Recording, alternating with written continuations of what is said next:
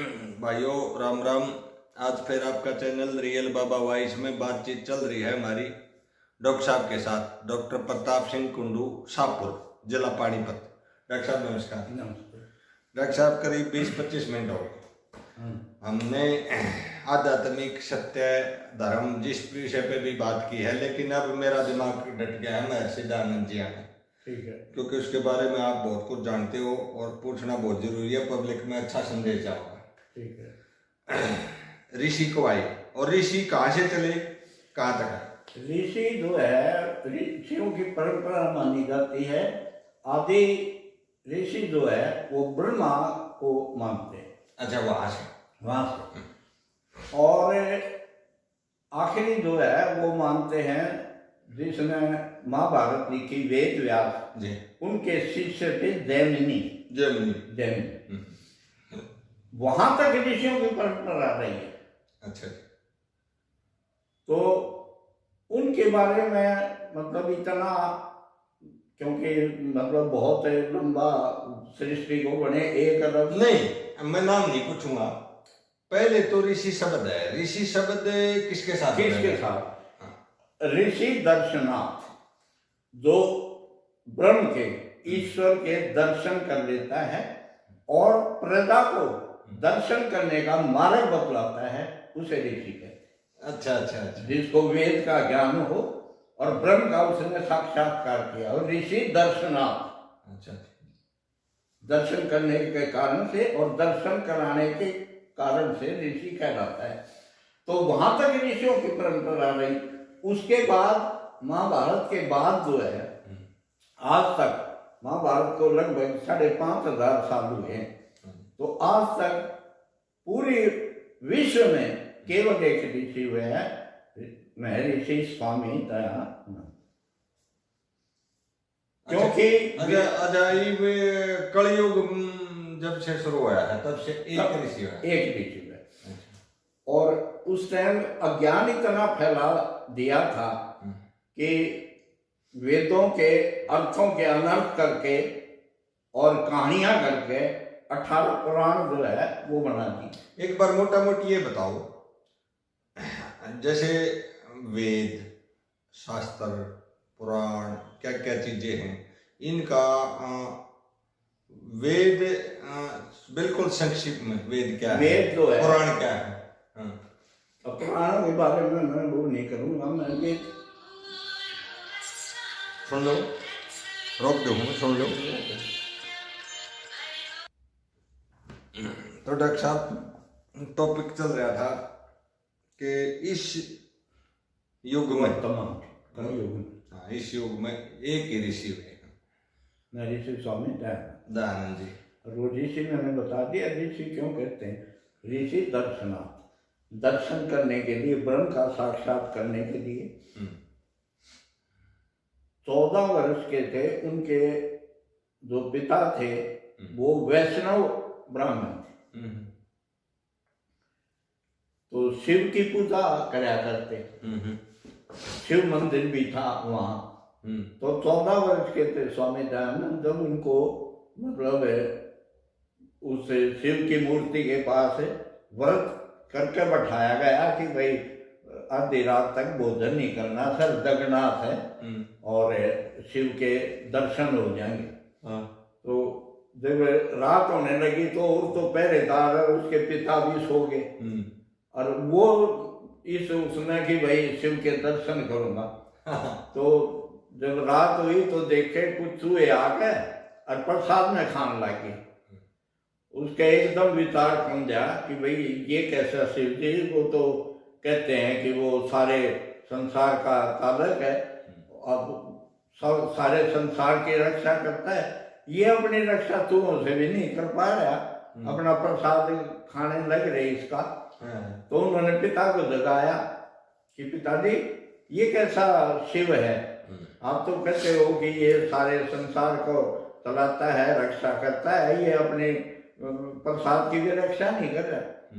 तो पिता ने उसको डांट दिया कि बेटे ये तो उसके जो है ना मूर्ति है, असली शिव तो हिमालय पे रहता है। वो मेरा भाई वाला काम। तो बोला फिर मैं उस असली शिव के खोज करूंगा, उड़े जाऊंगा। उसको दो। तो 14 वर्ष के थे जब वो मतलब ये घटना घटी, और 39 वर्ष के थे जब वो स्वामी विरजानंद के पास मथुरा में से लगभग 3.5 साल विद्या अध्ययन करके जिस दिन वहां से निकले, तब उनकी वय जो है 39 वर्ष थी।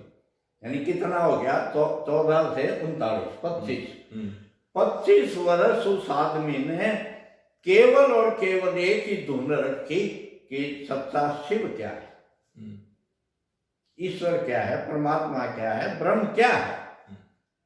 तो ऐसा आदमी जो है आप पूरे विश्व में नहीं बता सकते जिसने अपने जीवन के 25 साल केवल एक चीज के लिए, ईश्वर का साक्षात्कार करने के लिए लगा दिए। नहीं कुंडू साहब हुए तो हैं, पर 5000 साल के अंदर नहीं हुए, 5,500 उसी वो तो मैंने पहले बता दी। ब्रह्मा से दैन्य पर्यंत ऋषियों की परंपरा रही है। महात्मा बुद्ध हुए और भी हुए, लेकिन मतलब इस उसमें कि 25 वर्ष तक मतलब केवल ईश्वर के खोज के लिए लगा दिया, ऐसा उदाहरण नहीं मिला। अब नहीं हुआ। उसके बाद क्या हुआ? जब 39 वर्ष के थे वहां से निकले, और 59 वर्ष के थे जब अजमेर में उनका शरीर पूरा हुआ। कितने वर्ष हो गए? 20 वर्ष। 20 वर्ष तक उस ऋषि ने केवल और केवल हमें अपनी प्राचीन सभ्यता, संस्कृति, वेदों का ज्ञान, इसके बारे में बताना। ईश्वर का ज्ञान जो है वो वेद है, और उसी के अनुसार हमें अपना जीवन चलाना चाहिए। तो 20 वर्ष तक केवल इसकी जो है मतलब उन्होंने प्रचार प्रसार किया वैदिक धर्म का, जो हमारा सनातन धर्म है, वैदिक धर्म, उसका प्रचार प्रसार किया। तो ऐसा कोई व्यक्ति आपको नहीं मिलेगा कि और कोई काम नहीं किया और केवल 20 वर्ष प्रचार प्रसार किया वेदों का। तो इसलिए वो मतलब सबसे अलग उसमें, और अनेक सुधार भी उनके किए हुए। स्वराज्य शब्द का सबसे पहले सत्यार्थ प्रकाश में स्वामी जी ने लिखा है कि स्वराज जो है वो मतलब है हमारा होना चाहिए, दूसरे के अधीन परतंत्र हमें नहीं होना चाहिए। ये विधवा विवाह जो है ये स्वामी जी की देन है। न तो एक बार बेचारी विधवा जाती थी, पुनर्विवाह उसको करने नहीं था। स्त्रियों को शिक्षा का अधिकार नहीं था। ये कहते थे अगर वेद मंत्र बोलते हैं तो शीशा पीस कर और गरम उसके कानों में डाल दो स्त्री। यहाँ तक कहा जाता था। मतलब ये शिक्षा का अधिकार स्वामी दयानंद ने दिया।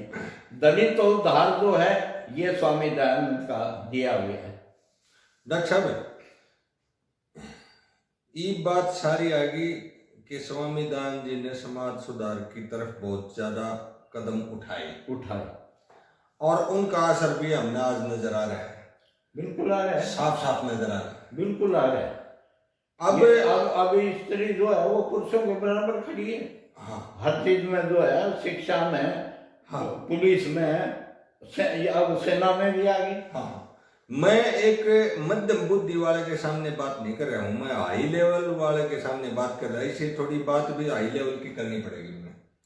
मैं ये कहना चाहूँ कि उस समय और स्थिति, क्योंकि आपके वेद, हमारे वेदों में, आपके हमारे नहीं, वेद तो सबके वेदों में ईश्वरीय ज्ञान, वेदों के मुताबिक समय और स्थिति का बड़ा महत्व है और स्थान का भी। उस समय उस स्थिति को देखते हुए स्वामी दयानंद जी ने ये कदम उठाए। अब मैं आपको खड़ा करता हूं इस समय पे, ये दयानंद प्रताप सिंह कुंडू जी, एक व्यक्ति तो कुछ भी कर सकता है, जैसे दयानंद जी ने किया, आप मैं भी कर सकता हूं, आप भी कर सकते हो, कदम जरूर उठा सकते हैं। मैं सीधा प्रश्न करूंगा, घुमाऊंगा नहीं, कि अब कौन सी कुरीतियां हैं जिनको हमने मिलके दूर करने के प्रयास करने चाहिए। बिल्कुल जो है, जैसे ये थाली थी ना सीधी, अब ऐसे हो रही है।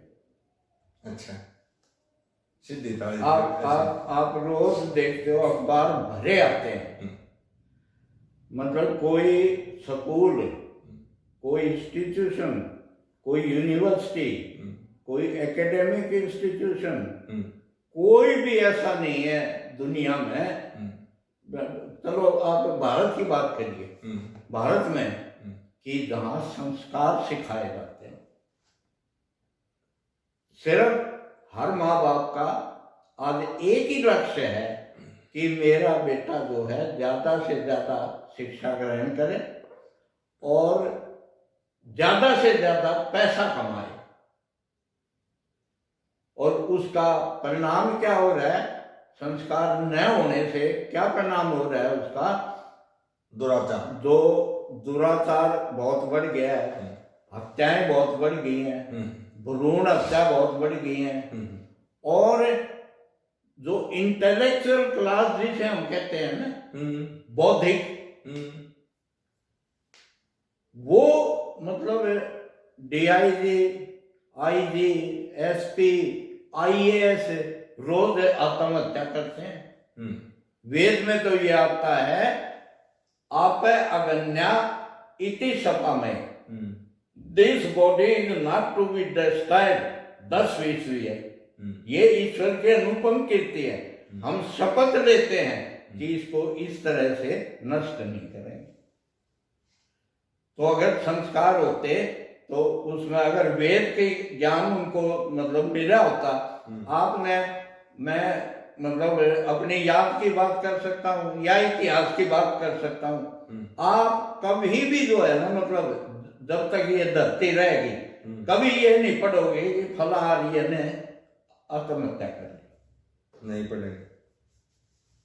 अच्छा, ना पहले का कोई उदाहरण है, ना वर्तमान का है, और ना आगे मिलेगा भविष्य का भी, क्योंकि जो वेद के अनुसार करते हैं वो सब दुख समान हो जाता है। हाँ। वहां पहुंच गए। वो उसका वो रोहिला साहब वो इतनी शक्ति दे देता है आदमी में कि उस दुख को आदमी मतलब सहन करके उसका अपने कर्मों का परिणाम उसको एक घटना समझ के सहन कर ले, घटना समझ के, ये तो एक घटना है, ये तो घटना है। हाँ। देखो रामचंद्र जी को मतलब पहले दिन वो रास तिलक की वो हो रही थी, सारी अयोध्या सजा दी, सब नदियों के दर लगा के छिड़का दिए, फूलों के जो है उन पे रास्तों पे फूल बखेर दिए, और सुबह एकदम से हुआ कि भाई 14 साल का बनना।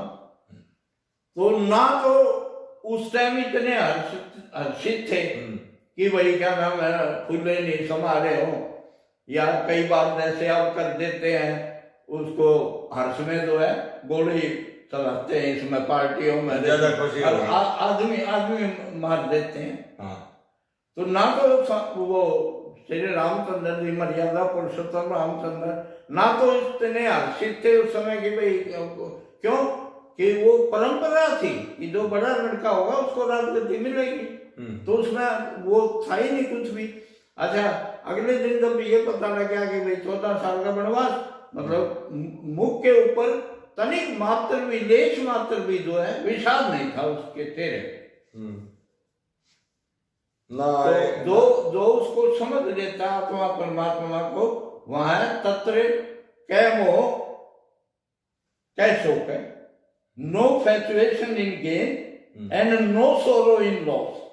अगर आता है तो कोई मतलब मोह नहीं, और जाता है तो शोक नहीं। जो आत्मा परमात्मा को समझ लेता है वो समस्थिति में रहने का वो करता है, और ये समान स्थिति जो है ये एक बहुत बड़ा तप है।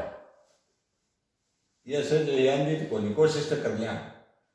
जैसे मैंने भी 11.5 साल जो है बिना आजीविका के जीवन बिताया है।